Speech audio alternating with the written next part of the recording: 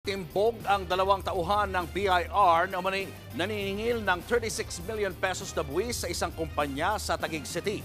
Naibaba naman ang presyo pero iba raw ang ilalagay sa resibo para umano may maibulsa. Nasa frontline ng balitang yan si Dave Abuel.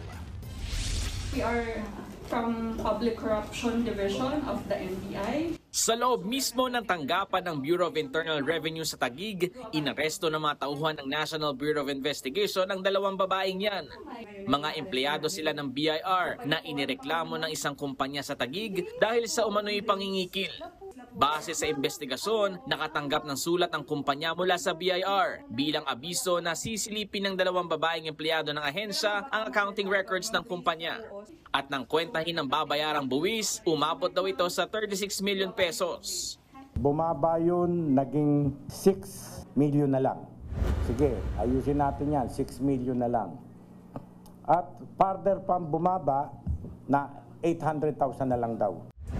Yun nga lang, sa 800,000 pesos, 200,000 lang daw ang re-resibuhan.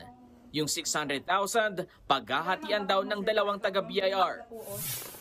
Dito na nagkasan ng entrapment operation. Timbog ang dalawang empleyado. Nasa kustodiya na sila ng NBI. Mahaharap sila sa mga reklamong direct bribery, paglabag sa Anti-Graft and Corrupt Practices Act at Code of Conduct and Ethical Standards for Public Officials and Employees. Nagbabalita mula sa Frontline, Dave Abuel, News 5. Mga kapatid, Julius Babaw po.